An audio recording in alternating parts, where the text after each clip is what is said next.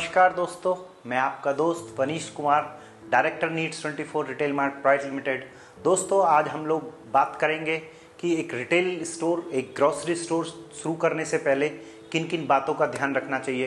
दोस्तों, मैं 5 पॉइंट आपको बताऊंगा जिन पॉइंटों पर आपको विशेष ध्यान रखना चाहिए किसी भी रिटेल स्टोर ओपन करने से पहले। नंबर 1 है इंटरेस्ट और आपका attitude. Number 2 location. Number 3 staff. Number 4 company registration और नंबर 5 है इन्वेस्टमेंट। इन 5 बिंदुओं पर हम लोग बात करेंगे ताकि हम एक अच्छा रिटेल स्टोर चला सकें। पॉइंट नंबर 1 है एटीट्यूड और इंटरेस्ट। दोस्तों, किसी भी काम करने के लिए आपका इंटरेस्ट बहुत ज़रूरी है। कई लोगों को मैं मिलता हूं तो वो कहते हैं कि भाई बिजनेस अच्छा है, दूर से देखा कि भाई भीड़ लगती है, लोग आते जाते हैं, दैनिक चीज़ों की ज़रूरत सबको रहती है। इस तरह से लोग सोच के और कि हाँ जी सब कर रहे हैं तो मैं भी रिटेल स्टोर कर लेता हूँ। लेकिन नहीं, अगर आपका पैशन है, आपका इंटरेस्ट है, वाकई आप करना चाहते हैं, आप टाइम देना चाहते हैं, इस बिजनेस को टाइम लगेगा दोस्तों, करीब 2 से 3 साल का मैं मान के चलता हूँ कि बहुत तेज़ी से आप इसमें आगे नहीं बढ़ सकते। लेकिन इस काम में आपको पैशन और पेशेंस दोनों की बहुत ज़रूरत है। आपका इंटरेस्ट होना चाहिए, तभी आप इस बिज़नेस में आगे बढ़ सकते हैं। इसीलिए मेरा पहला पॉइंट है आपका इंटरेस्ट, आपका एटीट्यूड, आपका पैशन और पेशेंस। पॉइंट नंबर 2 है लोकेशन। किसी भी रिटेल स्टोर को शुरू करने के लिए लोकेशन की बहुत अच्छी लोकेशन का होना बहुत ज़रूरी है। कई लोग होते हैं कि भाई कम रेंट है या मेरी अपनी जगह है या मेरे किसी दोस्त की जगह है, तो ये छोटी मोटी बातों पर अगर आप धंधा कर रहे हैं, आप बिजनेस करने जा रहे हैं, तो इन छोटी चीज़ों पर ध्यान ना दें। मेरा मानना ये है कि जिस भी लोकेशन पे आप रिटेल स्टोर ओपन करने जा रहे हैं वहाँ का पूरा सर्वे करें। वहाँ नंबर ऑफ़ फ्लैट कितने हैं, नंबर ऑफ़ मकान या प्लॉट कितने हैं, कितने लोग उस एरिया में रहते हैं आसपास, और वहाँ पहले से कितने रिटेल स्टोर ऑलरेडी चल रहे हैं, वहाँ के कस्टमर की बाइंग कैपेसिटी कैसी है, लोग कस्टमर का नेचर कैसा है। ये बहुत सारी चीज़ें हैं जो आपको रिसर्च की बहुत ज़रूरत है। तो इसलिए आपको कोई भी रिटेल स्टोर ओपन करने से पहले लोकेशन का विशेष ध्यान रखना चाहिए। बहुत इंपॉर्टेंट पॉइंट है ये। दोस्तों, पॉइंट नंबर 3 है स्टाफ। जब आप कोई भी रिटेल स्टोर ओपन करने जा रहे हैं, आपको बहुत ज़्यादा एक्सपीरियंस नहीं है, तो आपको एक बहुत एक्सपीरियंस स्टाफ की ज़रूरत होएगी।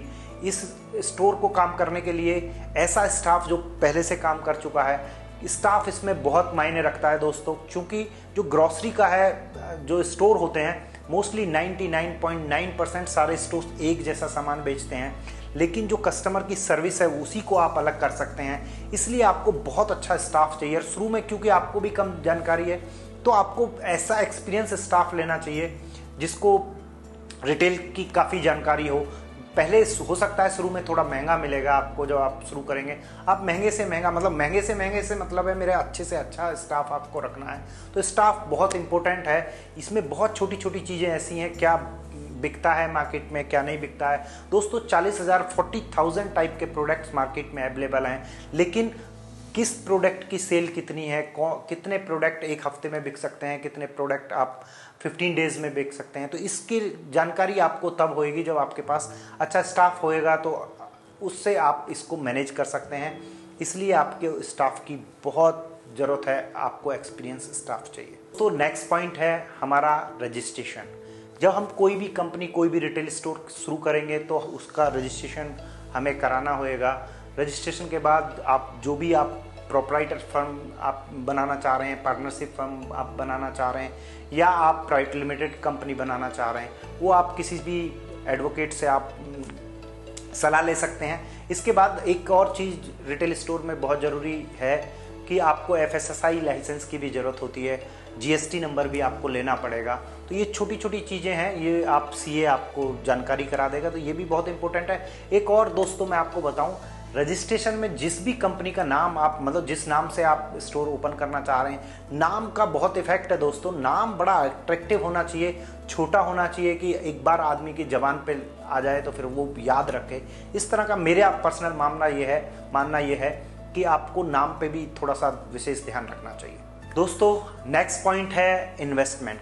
देखो, इन्वेस्टमेंट तो आप मेरा मानना यह है कि जैसा आजकल चल रहा है मॉडर्न, अच्छे से स्टोर को बनाया जाए, जैसा आप देख रहे हैं, भले ही छोटा हो लेकिन दिखने में बहुत सुंदर हो।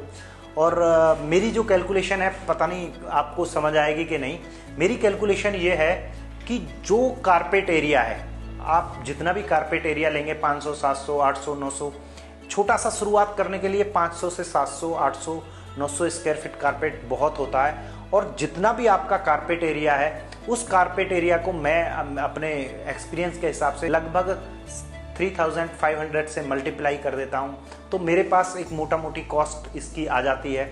उसके बाद मैं 5 लाख से 10 लाख के बीच का अपना जो मेरा वेयर हाउस और जो बैकएंड है, जो उसको बैकअप रखने के लिए मैं इतना इन्वेस्टमेंट लेके चलता हूँ। करीब 700-800 स्क्वायर फीट के स्टोर के लिए लगभग 8 से 10 लाख रुपए की आपको ज़रूरत होगी, जो आपको रखना चाहिए। दोस्तों, अभी मैंने आपको बताया एक ग्रॉसरी स्टोर शुरू करने से पहले किन किन मुख्य बातों का ध्यान रखना चाहिए।